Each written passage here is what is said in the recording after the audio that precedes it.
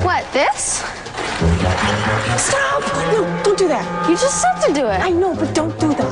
What's the problem? Oh, well, you're only violating one of the most important laws of physics, that's all. Physics? What? All I did was... Stop, don't do that. Look, these laws are bigger than you and me, bigger than the whole universe. You can't do that. How can I violate these laws when I don't even know what they are? It doesn't matter if you know what they are. They're the laws that our whole universe is founded on. If you go around breaking them, who knows what'll happen? This is nuts. All I did was... Yeah, stop. Look. Let's just keep this between you and me, okay?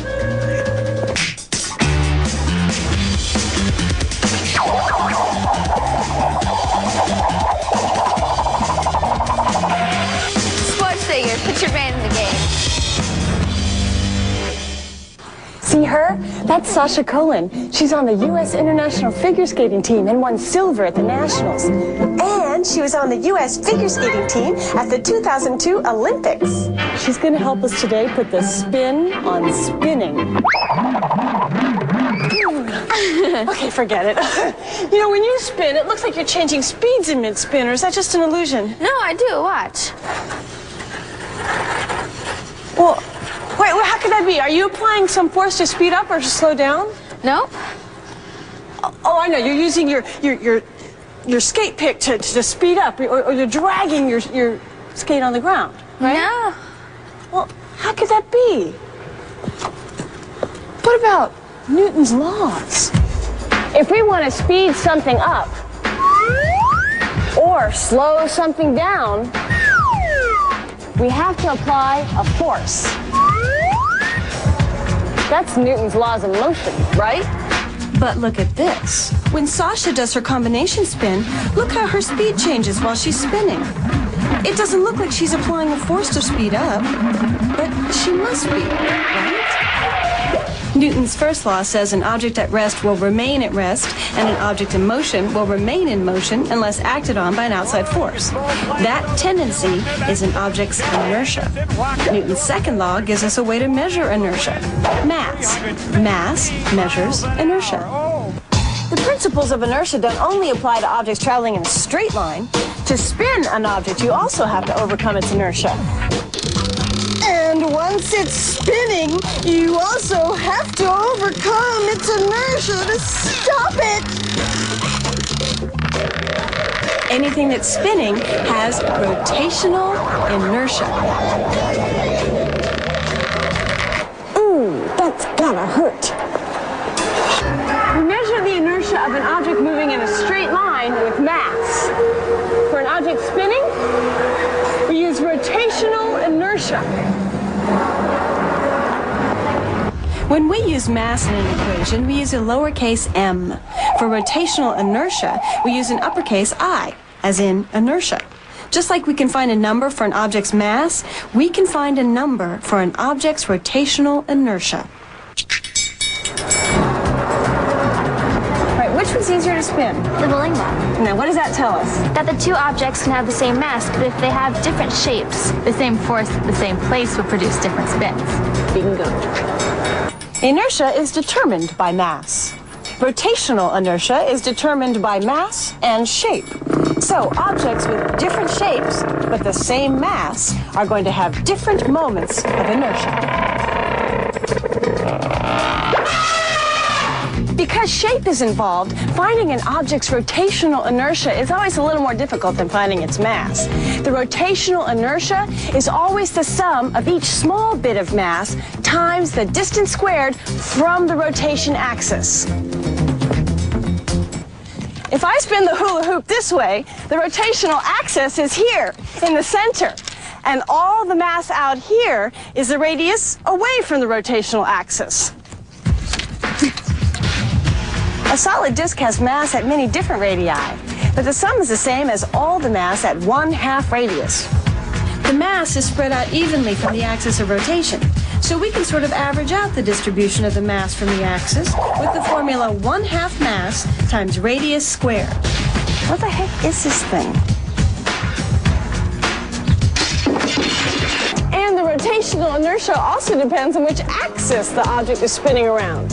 It's a lot easier to spin a hammer this way than it is to spin it this way. Okay, so then that's why I spin faster and slower, because I'm easier to spin in one shape than another. Well, sort of. I mean, it explains why you'd be easier to spin, but it doesn't explain why you speed up or slow down without applying a force. So then how do we figure that out? Well, Sasha, have you ever been called a cylinder before? Not that I know of. I didn't think so, but for today's purposes, let's say that you are.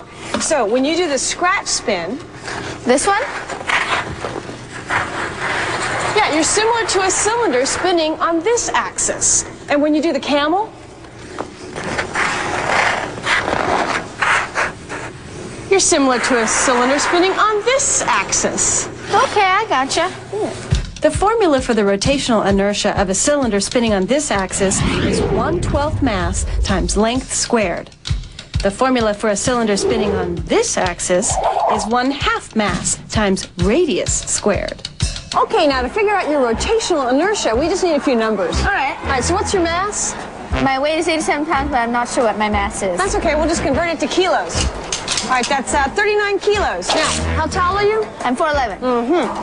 That's 1.5 meters. All right, now we just need your radius, which is 6 inches. That's 0.15 meters, and now we can figure out your rotational inertia. Okay. To figure out Sasha's rotational inertia, all we have to do is plug the numbers in.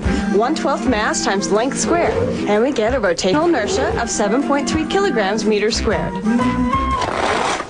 So 7.3 is a number that defines how easy it is to get Sasha to start spinning and how hard it's going to be to get her to stop. To figure out Sasha's rotational inertia in a scratch spin, we use 1/2 mass times radius squared, and we get a rotational inertia of 0.39 kilograms meters squared. So 0.39 is the number that defines how hard I am to spin in this position, my rotational inertia. Right, and how hard you are to stop. Well, it's way lower than in the camel. It's easier to get you to spin in this position. So that's it. That's why I spin faster when I change from a camel to a scratch spin. But it still doesn't explain how you can accelerate without applying a force. You can't violate Newton's law. So what is going on? Well, we needed these numbers to figure it out, but rotational inertia is just part of it. The reason Sasha's speed changes has to do with this. So, what's going on here? Well, when something's moving, it has momentum. And momentum gets transferred from one weight to the other. So what does that tell us about momentum? That it's conserved. Yes. Any object that's moving has momentum. Momentum is like the measurement of an object's motion. The law of conservation of momentum states that the momentum of an object will stay the same unless there's an external force upon it. Well, the same thing goes for spinning objects. They have angular momentum, and angular momentum must be conserved. In an equation, we use the letter L to represent angular momentum, and we find angular momentum by multiplying rotational inertia by angular velocity, how fast it's spinning. To represent angular velocity, we use the Greek letter omega, which is kind of like a W, only a little curvier. Okay, I'm with you. The angular momentum is determined by inertia and speed. Right, and when you change your shape, you change your angular velocity even though you haven't applied a force. But the I, my rotational inertia, is changing because of my shape. I think I see where all this is going. When I'm in a camel, I have a rotational inertia of 7.3. When I'm in a scratch spin, the rotational inertia is only 0.39. But if the angular momentum, L, has to stay the same and I changes, then the velocity has to change too. Right, because your velocity changes when you change shape. You prove the law of conservation of angular momentum. And for the angular momentum to stay the same, your velocity has to increase as your inertia decreases. My speed changes because my shape changes. And now we know why. So now we know that anything we want to spin or is spinning has rotational inertia. And the larger that inertia, the harder it is to start or stop spinning.